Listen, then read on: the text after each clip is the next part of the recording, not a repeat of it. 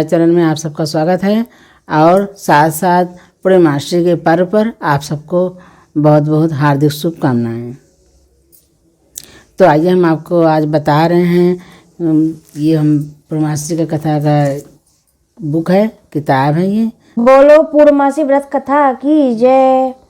द्वापर युग में एक समय की बात है कि यशोदा जी ने कृष्ण से कहा, हे कृष्ण, तुम सारे संसार के उत्पन्नकर्ता, पोषक तथा उसके संहारकर्ता हो।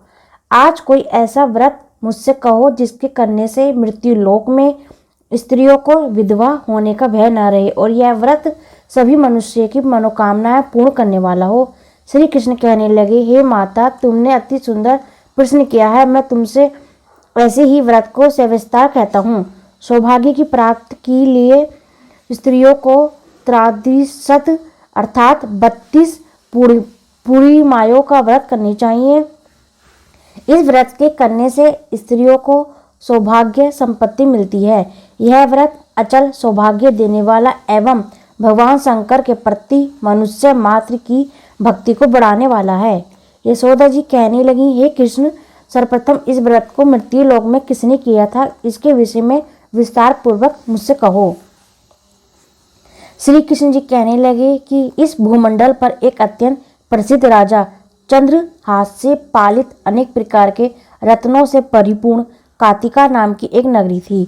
वहां पर धनेश्वर नाम का एक ब्राह्मण था। उसकी स्त्री अति सुशीला रूपवती थी। दोनों ही इस नगरी में बड़े प्रेम के साथ रहते थे। घर में धन धान्य आदि कमी नहीं थी। उनको एक बड़ा दुख था कि उनके कोई संतान नहीं थी। इस दुख से यह अत्यंत दुखी रहते थे। एक समय एक बड़ा तपस्वी योगी उस नगरी में आ गया। वह योगी उस ब्राह्मण को घर को छोड़कर अन्य सभी घरों से भिक्षा लाकर भोजन किया करता था। रूपवती से यह भिक्षा नहीं लिया करता था। उस योगी ने एक दिन रूपवती से भिक्षा न लेकर किसी अन्य घर से भिक्षा लेकर गंगा किनारे जाकर भिक्षान को प्रेम पूर्वक खा रहा था कि धनेश्वर ने योगी का यह सब कार्य किसी प्रकार से देख लिया। अपने भिक्षा के अनादर से दुखी होकर धनेश्वर योगी से बोला, महात्मन, आप सब घरों से भिक्षा लेते हैं परंतु मेरे घर की भिक्षा कभी भी नहीं लेते, इसका कारण क्या है? योगी कहने लगा कि निपुत्री के घर की भीख पतितों के अन्न के लिए तुल्य होती है और जो पतितों का अन्न खाता है वह भी पतित हो जाता है। चूंकि तुम निपुते हो और पतित हो जाने के भय से मैं तुम्हारे घर की भिक्षा नहीं लेता हूँ। धनेश्वर यह बात सुनकर अपने मन में बहुत दुखी हुआ। हाथ जोड़कर योगी के पैरों पर गिर पड़ा तथा आर्तभाव से कहने लगा, हे महाराज, यदि ऐसा है कि आप मुझको पुत्र प्राप्ति का उपाय बतलाइए।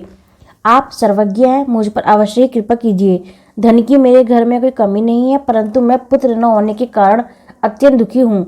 आप मेरे इस दुख का हरण करें। आप सामर्थ्यवान हैं। यह सुनकर योगी कहने लगा, हे ब्राह्मण, तुम चंडी की आराधना करो। घर आकर उसने अपनी स्त्री से सब वृत्तांत कहा। स्वयं तप के निमित्त वन में चला गया। वन में जाकर उसने चंडी की उपासना की, उपवास भी किया। चंडी ने 16वें दिन सबको सपने में दर्शन दिया और कहा, हे धनेश्वर, जा, तेरे पुत्र होगा परंतु वह 16 वर्ष की आयु में ही मृत्यु को प्राप्त हो जाएगा। यदि तुम दोनों स्त्री पुरुष 32 पूर्णमासियों का व्रत विधि पूर्वक करोगे तो वह दीर्घायु हो जाएगा। जितनी तुम्हारी सामर्थ्य हो आटे के दिए बनाकर शिव जी की पूजन करना, परंतु पूर्णमासी को 32 हो जाने चाहिए। परंतु प्रातः काल होने पर इस स्थान के समीप ही तुम्हें एक आम का वृक्ष दिखाई देगा। उस पर तुम चढ़कर एक फल तोड़कर शीघ्र अपने घर चले जाना।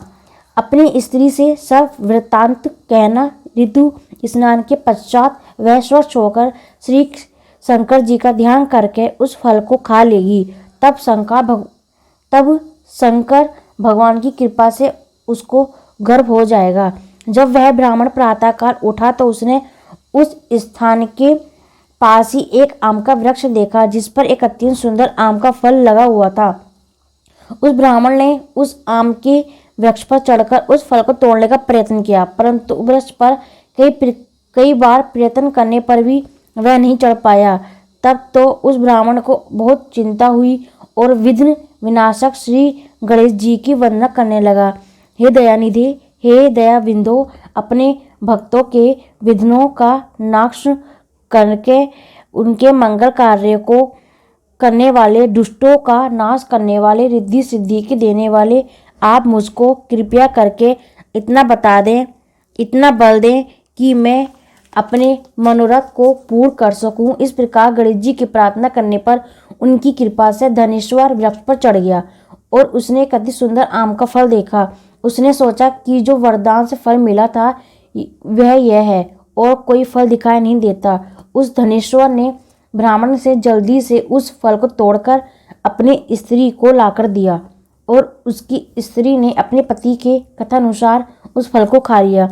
वह गर्भवती हो गई। देवी जी की असीम कृपा से उसके एक अत्यंत सुंदर पुत्र उत्पन्न हुआ, जिसका नाम उन्होंने देवीदास रखा। माता पिता के हर्ष और शोक के साथ वह बालक शुक्ल पक्ष में चंद्रमा की भांति अपने पिता के घर में बढ़ने लगा। भवानी की कृपा से वह बालक बहुत ही सुंदर, सुकसल, सुशील और विद्या पढ़ने में बहुत ही निपुण हो गया। दुर्गा जी की आज्ञा अनुसार उसकी माता ने द्रांति सत 32 पूर्णमासी का व्रत रखना प्रारंभ कर दिया था, जिससे उसका पुत्र बड़ी आयु वाला हो जाए। 16वां वर्ष लगते ही देवीदास के माता पिता को बड़ी चिंता हो गई कि कहीं उनके पितृ की इस वर्ष मृत्यु न हो जाए। इसलिए उन्होंने अपने मन में विचार किया कि यदि यह दुर्घटना उनके सामने हो गई तो वह इसे कैसे सहन कर सकेंगे। अस्तु उन्होंने देवीदास के मामा को बुलाया और कहा कि हमारी इच्छा है कि देवीदास 1 वर्ष तक काशी में जाकर विद्या अध्ययन करके उसको अकेला भी नहीं छोड़ना चाहते, इसलिए साथ में तुम चलो जाओ और 1 वर्ष के पश्चात इसको वापस लौटा लाना। सब प्रबंध करके उसके माता पिता ने काशी जाने के लिए देवीदास को एक घोड़े पर बिठाकर उसके मामा को उसके साथ कर दिया, किंतु यह बात उसके मामा किसी को नहीं पता थी।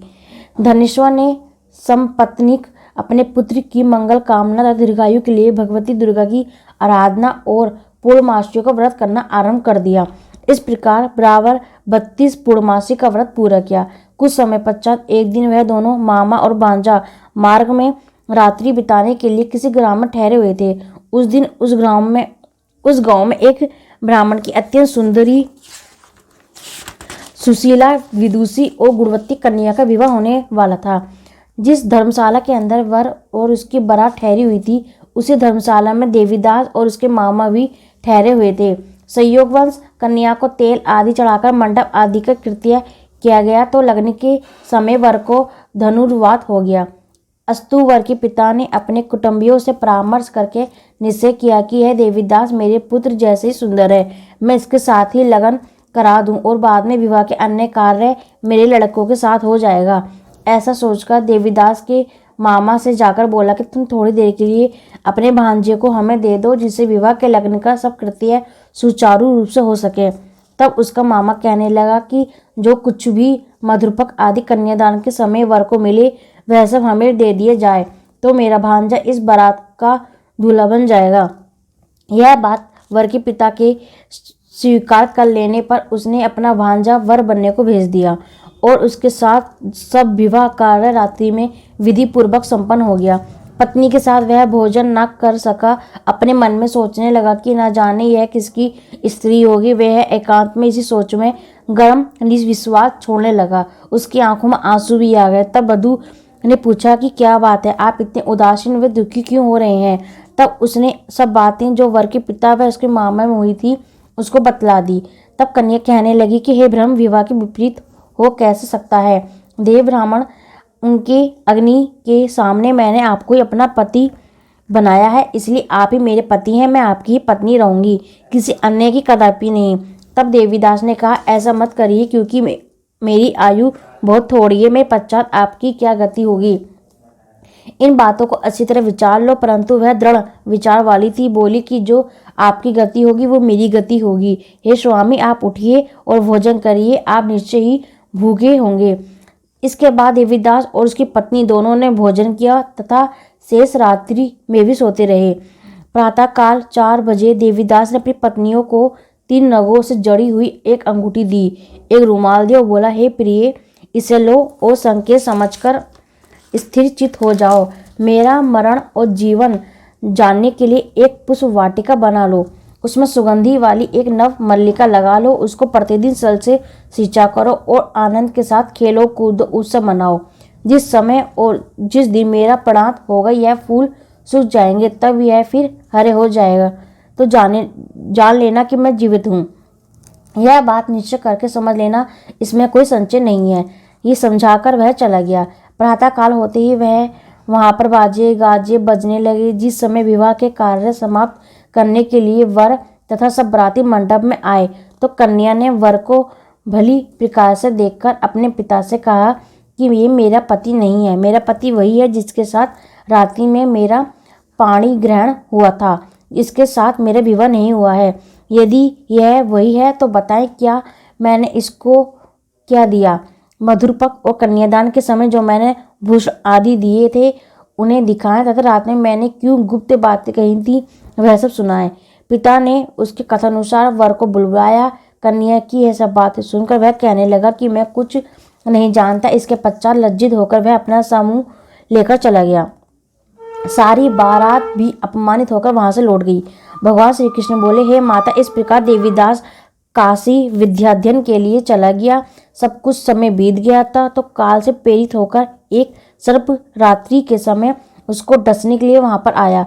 उस विषधर के प्रभाव से उसके शयन का स्थान चारों ओर से विष की ज्वाला से विषैला हो गया, परंतु व्रत राज के प्रभाव से उसको काटने ना पाया, क्योंकि पहले ही उसकी माता ने 32 पूर्णिमा का व्रत रखा था। इसके बाद मध्याह्न के समय स्वयं काल वहां पर आया। उसके शरीर से उसके प्राणों को निकलने को प्रयत्न करने लगा, जिससे वह मूर्छित होकर पृथ्वी पर गिर पड़ा। भगवान की कृपा से उसी समय पार्वती जी के साथ श्री शंकर जी वहां पर आ गए। उसको मूर्छित दशा में देखकर पार्वती जी ने भगवान सिंह जी की प्रार्थना की हे महाराज, इस बालक की माता ने पहले 32 पूर्णिमा का व्रत किया था, जिसके प्रभाव से है। भगवान आपको प्राण दान दें। भवानी के कहने पर भक्त वत्सल भगवान श्री शिव जी ने उसको प्राण दे दिया। इस व्रत के प्रभाव से ही मृत्यु को छोड़ देना पड़ा और वह स्वस्थ होकर बैठ गया। उधर उसकी स्त्री उसके काल की प्रतीक्षा किया करती थी। जब उसने देखा कि उसके पुष्प वाटिका में पत्र पुष्प कुछ भी नहीं रहे तो उसका अत्यंत आश्चर्य हुआ, और जब वह वैसे ही हरी भरी हो गई तो वह जान गई कि वह जीवित हो गए। यह देखकर वह बहुत प्रसन्न मन से अपने पिता से कहने लगी कि पिताजी, मेरे पति जीवित हैं, आपको उनको ढूंढिए। जब 16वां वर्ष व्यतीत हो गया तो देवदास भी अपने मामा के साथ काशी से चल दिए। इधर उसके ससुर उसको ढूंढने के लिए अपने घर से जाने वाले ही थे कि वह दोनों मामा भांजे वहां पर आ गए। उसको आया देखकर उसका ससुर बड़ी प्रसन्नता के साथ अपने घर में ले गया। उस समय नगर के निवासी भी वहां के इकट्ठे हो गए और सबने निश्चय की अवश्य ही इसी बालक के साथ इस कन्या का विवाह हुआ था। उस बालक को जब कन्या ने देखा तो पहचान लिया कि वो कहा, यही तो वही है जो संकेत करके गया था। तो उपरांत सभी कहने लगे कि भला हुआ जो यह आ गया। तब सब नगरवासियों ने आनंद बनाया। कुछ दिन बाद देवीदास अपनी पत्नी और मामा के साथ अपने ससुर के घर से बहुत सा धन दहेज में लेकर अपने घर के लिए प्रस्थान किया। तब वह अपने गांव के निकट आ गया तो कई लोगों ने उसको देखकर उसके माता पिता को पहले ही जाकर खबर दे दी कि तुम्हारा पुत्र देवीदास अपनी पत्नी और मामा के सहित आ रहा है। ऐसा समाचार सुनकर पहले तो उन्हें विश्वास ही नहीं हुआ, किंतु जब लोगों ने भी उनका आकर उनकी बातों का समर्थन किया तो उनका बड़ा आश्चर्य हुआ। लेकिन थोड़ी देर में देवीदास ने आकर अपने माता पिता के चरणों में अपना सिर रखकर प्रणाम किया और उसकी पत्नी ने अपने सास ससुर के चरणों का स्पर्श किया। तब माता पिता ने अपने पुत्र और पुत्र वधू को अपने हृदय में से लगा लिया। दोनों की आंखों में प्रेम आंसू बह चले। वह अपने पुत्र और पुत्र वधू के आने की खुशी में धनेश्वर ने बड़ा भारी उत्सव किया और पंडितों को बहुत सी दान दक्षिणा देकर प्रसन्न किया। श्री कृष्ण जी कहने लगे कि इस प्रकार धनेश्वर 32 पूर्णिमाओं के व्रत के प्रभाव से पुत्रवान हो गया। जो भी स्त्रियां इस व्रत को करती हैं वे जन्म जन्मांतरों में वैधव्य का दुख नहीं भोगती और सदैव सौभाग्यवती रहती हैं। यह मेरा वचन है, इसमें कोई संदेह नहीं मानना। यह व्रत पुत्र पौत्रों को देने वाला तथा संपूर्ण मनोकामनाओं को पूर्ण करने वाला है। 32 पूर्णिमा के व्रत करने से व्रती की सब इच्छाएं भगवान शिव जी की कृपा से पूर्ण हो जाती है। बोलो पूर्णमासी कथा की जय।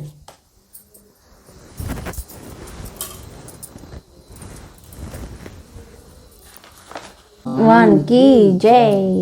जय गणेश जय गणेश जय गणेश देवा। माता जाकी पार्वती पिता महादेवा। एक दंत दयावंत चार भुज भारी। मस्तक सिंदूर सोहे मोसे की सवारी। अंधन को आँख दे कोढ़िन को काया। बाधन को पुत्र देते निर्धन को माया। पानी चढ़े फूली चढ़े और चढ़े मेवा।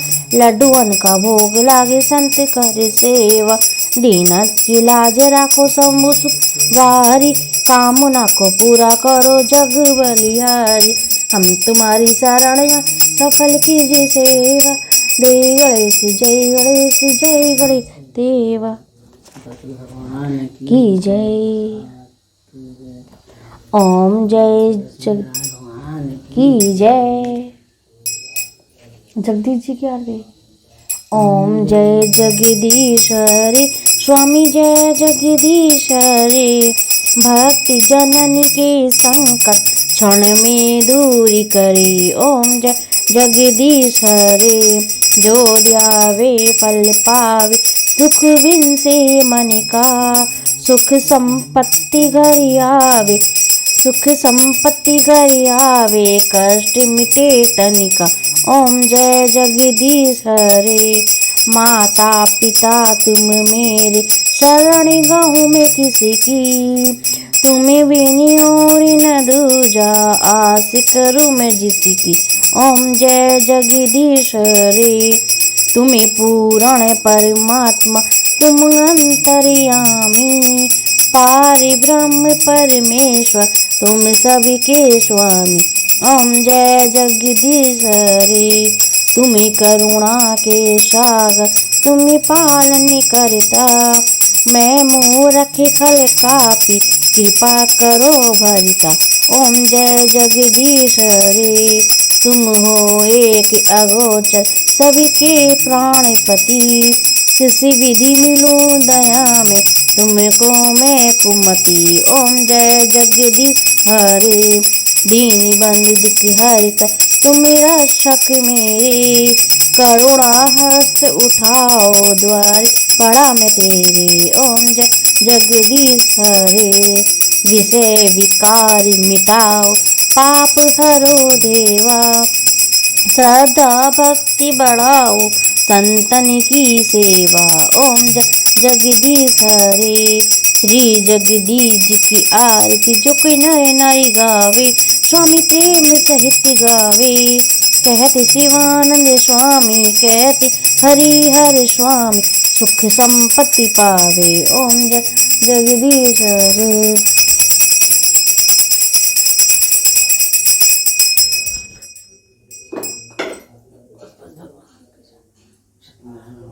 की जय। परम करुणावतारम संसार सारम भुजगेन्द्रहारम सदा वसंतम हृदयारविंदे त्वं भवानी सहितं नमामि।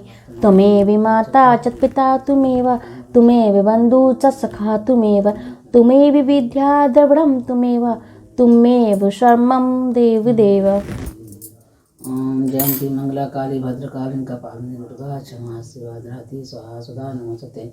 ओम जयंती मंगला काली भद्रकाली कपालिनी दुर्गा क्षमा शिवा धरती स्वाहा सुधा नमस्ते। ओम नमः सहस्रमूर्ति सहस्रपाद सहस्रकोट धारण